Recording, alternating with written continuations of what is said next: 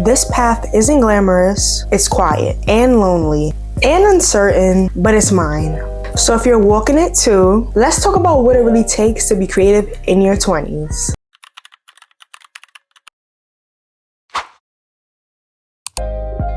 They tell you to follow your passion, to chase purpose, to just start.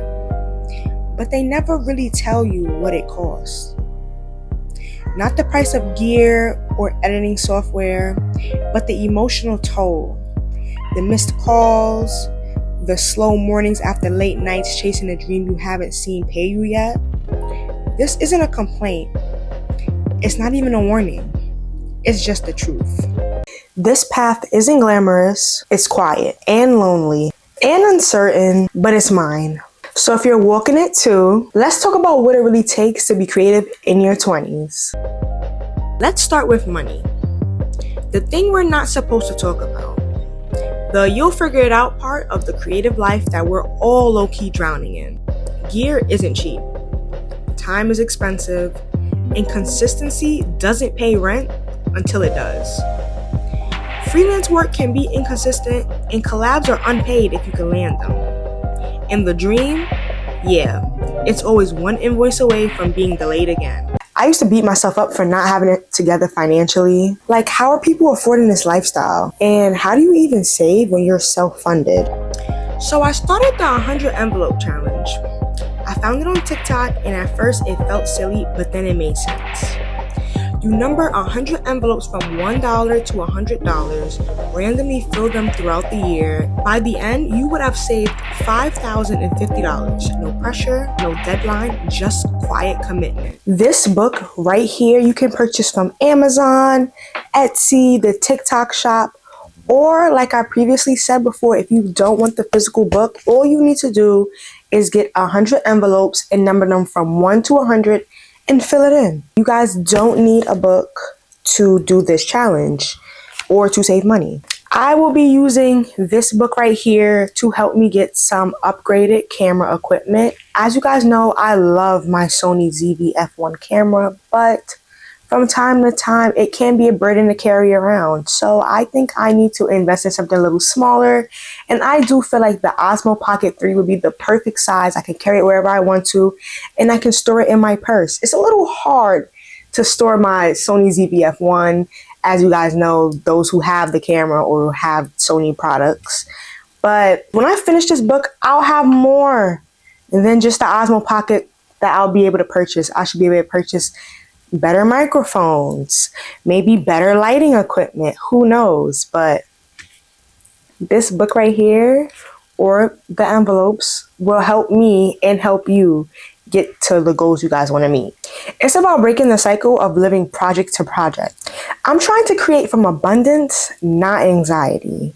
Okay, I don't want to have to worry about where's the next couple of dollars going to come from to support my dreams.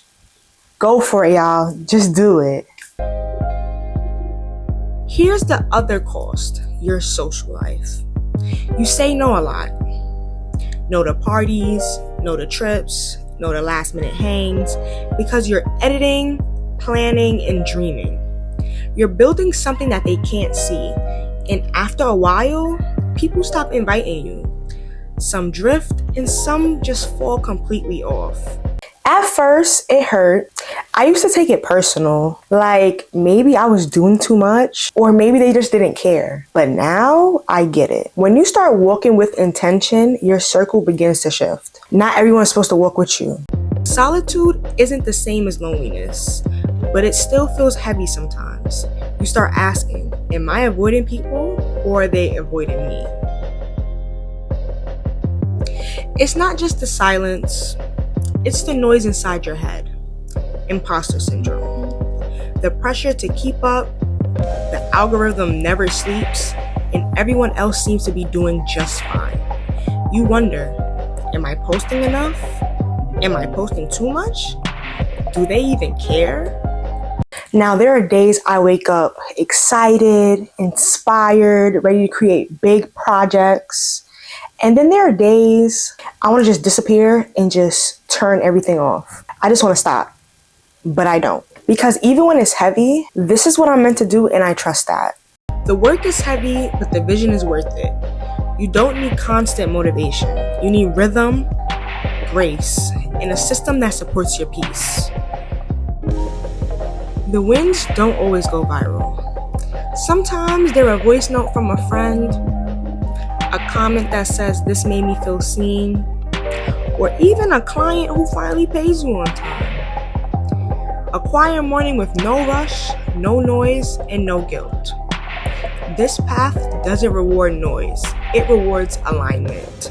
I used to measure success by likes, reach, and growth. Now I measure it by peace, by alignment, by the version of me that shows up every day, even when no one's watching. And I will say, the way I measure now is way less harmful and stressful to my mental health than sitting and watching how many subscribers I have, how many likes I got on this video, how many comments I got on this video, how many people click through my video, how many people watch my full video, or how many people just specifically just watched my intro video. When I just upload now just to upload and not worry about my analytics, I feel so much better. Like, yes, I have goals to make, but now I'm not worried about when I'm going to make the goal. I just keep telling myself that I'm going to make the goal, and when it happens, it happens. Being creative in your 20s isn't a shortcut. It's a long road with no map. The unglamorous, sometimes thankless decision to keep showing up anyway. But if you're built for it, it'll shape you into someone unshakable. If you feel this too, welcome to Elevated with Zai. We're not just building content, we're building character. If you guys want me to break down my money systems, budgeting tools, or the full envelope method, let me know, comment down below. I want to help you guys build sustainably, not aesthetically. So like I said before, keep your standards high and your vibes higher. Don't just dream it, elevate it, okay? You were made to shine and level up, so don't forget it. I'll catch you guys in the next one. Bye.